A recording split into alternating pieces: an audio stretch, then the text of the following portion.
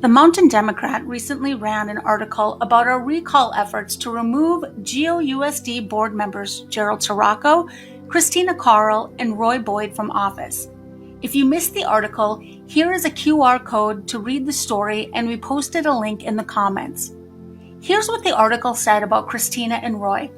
Quote, in 2022, Boyd and Karle ran for the board on an education, not indoctrination platform supported by the PAC Education Impact, which claims on its website that parents' rights and school choice are the next civil rights movement. The PAC's site also states that it's part of a forefront initiative focused on uniting education, government, business, and churches in communities to impact their culture. The group is a strong supporter of alternatives to public schools, such as charter and private schools, or homeschooling. Some parents involved in the recall effort have questioned if their candidates were involved with Education Impact, given that the PAC openly supports parents pursuing alternatives to public school. End quote. Did you get that? Our public school board members at GOUSD are part of a political action group that supports and encourages parents to pursue alternatives to public schools.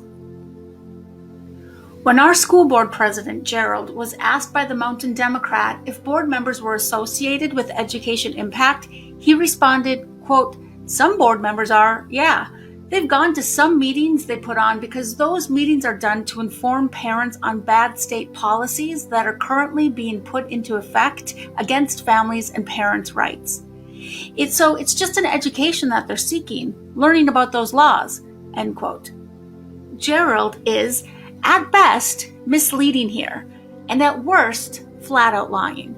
In fact, Gerald is a featured speaker at the events. He celebrated fellow board members Christina and Roy in the audience at Education Impact forums while standing on the altar at a local church, and bragged about how easy it was to get elected to the school board, encouraging and attempting others to do the same. So, my name is Gerald Sirocco. I'm the president of the Gold Oak Union School District, actually. So Sarah's mentioned it before. We actually put a stop to a lot of the things that you're seeing there. So we were one of the first boards in El Dorado County, and I was on it. Like Scott, I was the new guy back in the day, and boy, I mean, I was just getting hammered each time, left, right, and center by people. We need to support this, and no, we don't. And I had to stop it cold, and as only one board member, I wasn't able to get a lot of things done, but I sure was able to stop a lot of bad things. And I was able to look at stuff because I was on the inside. So it is very, very important, if you are feeling the calling of God to run for the school board, you need to run. Small districts like Gold Oak, which most of our schools are like Pioneer or that, it's $290 for a statement. So it's very inexpensive. The best 250 words you'll ever get to write. Think about how many thousands of people you're reaching. And the first thing I put on there right across the top was, I am a Christian conservative. And there was a lot of people who picked that up, I'm sure, and went, oh, heck no, I'm not voting for that guy. But there was more people who went, that's my dog right there. And they voted for me, and I did win. And we had Christina Karle over here and Roy Boyd, and thank God for them, because now we're not able just to stop the bad stuff. We're able to put in the good stuff. So the library policy, that's what we did. So I really had wanted to quit, and then God was saying, nope, you can't quit. You can't quit. And that's when I reached out with Sarah helping out, and we got 2 additional great board members on. But I had a whole speech planned out here, but then Sarah's kind of like, okay, you're just going to be on. She basically stole all my thunder, so okay, that's all right. I'm not bitter, it's okay. I encourage you, to run. It's very, very important. These seats are extremely important to be in control, and I am a witness to that, as seeing when you get the majority of that board, it's so much better than being just a lone wolf out there fighting it. So if you're encouraged to run, I encourage you, and it is true, you might lose, and that's okay too. It is okay. No other political people will tell you that, but I will tell you that it is okay if you lose, because you are not called to win an election. All you're called to do is stand for the truth, right? So the good thing is that you don't know how God's going to use your campaign with your statement. You don't know how God's going to use your conversations with different people that are running or are interested in the race, different parents. You don't know how that's going to turn out. Now let's get to the inflammatory comments and response from Christina when asked about the library policy. As you know, we've already made a video on, which can be viewed by scanning the QR code on your screen, and we'll link the video in the comments. Christina has stated, quote, "Sexually explicit books were found in the GOUSD K-8 library," end quote. That is super inflammatory. In reality, books were removed under the old policy that worked as intended from the Pleasant Valley Middle School library, not our elementary school. Again, Christina, who proposed the changes to the library policy before she even set foot in either of our school libraries, knows the truth, but she chooses to continue to inflame our community by falsely implying books were available to our elementary students. Number 3. Karle never even set foot in either the Gold Oak or the Pleasant Valley Library before making all of her divisive and risky proposals based on Chino Valley's book policy. So I'm not saying we have this in our library, I haven't, but I would like to make sure that we have a policy in place that might close some of the gaps and be these good gatekeepers that we want to be. That's all. Thank you. Okay, so it's definitely rough. You'll see different fonts in here and everything. Okay. And I welcome you because, like you say, you haven't been in our library. No. We will invite you to come in. I would love to. Yeah, I will say that I did in some of the other, I've been in some other libraries where I was very concerned about some of the titles because I'm known some of the passages and things that an unsuspecting student might, come across. Shame on her for continuing to put out a false narrative to keep our community divided. It gets worse. If you were at the August board meeting, Christina made a big show of putting interim superintendent Deb Atkins on the spot regarding the Scholastic Book Fair. Her goal was to put the blame on GOUSD staff for not hosting a fair last school year for our students. This behavior and public act of having no idea why there was no book fair was at best disingenuous and again at worst dishonest. Look at this provision from the supplemental policy to the supplemental instructional materials that Christina herself claimed to have written and worked to force through the board against the objections of staff and, most importantly, our GOUSD parents. We have linked this policy in the comments, and the QR code on the screen will bring you to the policy itself. Christina's policy on book fairs, which is buried all the way at the end of the new supplemental policy, reads, quote, "Campuses will on occasion host book fairs. All materials at the book fair should meet all requirements and standards as outlined in this policy. If library material is donated to the campus through the book fair, the library materials will be treated as a gift and all requirements of this policy regarding acquisition, review, and removal shall be followed," end quote.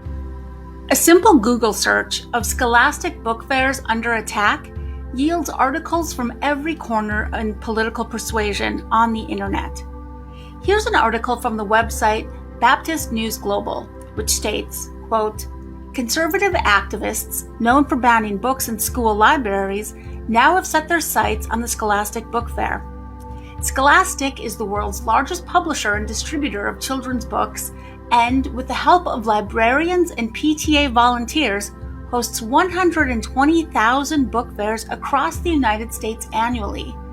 The book fairs serve as a fundraiser for the schools and are a way to bring affordable books and educational materials directly to 35 million students and their families," end quote. Our school is desperately in need of additional funding, and because of the school board's attack on libraries, books, and the exclusion of our parents and staff in any meaningful collaboration, if you are a staff member at our schools, would you dare to bring in a book fair? Karle's actions, perhaps unintentional, but most likely very intentional, ensure no book fairs for our students. Let's keep reading the Baptist Global News article. Quote, So it comes as something of a surprise to hear former child actor turned right-wing shill Kirk Cameron attacking Scholastic, saying, quote, "Their book fairs are now filled with the kind of progressive, socialist, Marxist material that is undermining God, family, and the country," end quote. The language of insulting people by calling them progressive, socialist, Marxists, that may sound familiar. It's not only the language used by Gerald's allies online, as you can see here, but this is the same language that Gerald uses to disparage parents, staff, and community members by calling them socialists, Marxists, etc. This is the same language that Gerald used on his hot mic moment following the July board meeting. After the board meeting had adjourned and the recording stopped, but the video and audio feeds were still live, Gerald said, quote, "We got lucky. I thought all these people were going to speak against us. The whole front row is on our side. The rest are leftists, socialists, Marxists, and they're anti-God," end quote. This comment was confirmed by 6 different individuals to Gold Oak for Students. Let's look what Gerald told the Mountain Democrat. Quote, "My job as the board president is to run an orderly and well-disciplined meeting, and I believe that's been being done. The board meetings are recorded, so if there's any such instance of negative remarks made by the board during the board meeting, I think it would have been in the recording," end quote. Did you hear an apology in that comment to the Mountain Democrat? We didn't either. Did you hear a denial that he said what has been reported? Nope. Look at his comments. Quote, "If there's any such instance during the board meeting, I think it would be in the recording," end quote. Knowing the recording had stopped, but the live feed online had not. Gerald's slippery comments here, refusing to take responsibility as a leader should, or apologize for the hurt caused as we model for our students every day, is a disappointment to say the least. Next, Gerald denies Gold Oak for Students board candidate Aaron Lockhart's assertion that we're down 11% in student attendance this year. This is very important because we're funded based on our average daily attendance. An 11% dip in student attendance means less money to support our students and provide enrichment opportunities. Instead of providing leadership on the issue or solutions to combat the exodus of GOUSD students, Gerald deflects and says, quote, "The downward trend of student enrollment is a trend seen almost universally in California schools," end quote. Declining enrollment is a problem in California schools. That much is true. But double-digit declines in 1 year alone is a unique problem that is linked back to our school board. Our 20-year veteran teacher, Sarah Marshall-Gillihan, addressed this issue in a public statement to the board during public comments over the summer. You can watch her video by scanning the QR code, and the link to that video is in the comments. Christina and Roy's recall response letters, as cited in the Mountain Democrat, is the last point we'll address today. It appears they coordinated their response as they write, quote, "The false allegations against this board have been intentionally misleading and are politically motivated. This recall will waste district funds costing approximately $35,000 to hold a special election," end quote. This is misleading. First, if Go for Students is successful in gathering enough signatures to trigger a recall, at that point, our board members can do the dignified thing and resign, avoiding the cost of a recall referendum in our community. Our 3 recall board members have no children or grandchildren in our schools and are repeatedly refusing to listen to our parents of actual GOUSD students in favor of their own politically motivated agenda. The determination on whether or not to waste district funds is in their hands. They would be the ones rejecting the public opinions, asking them to leave, and forcing the expenditure. Second, the cost of these board members continuing to serve on the board is immense.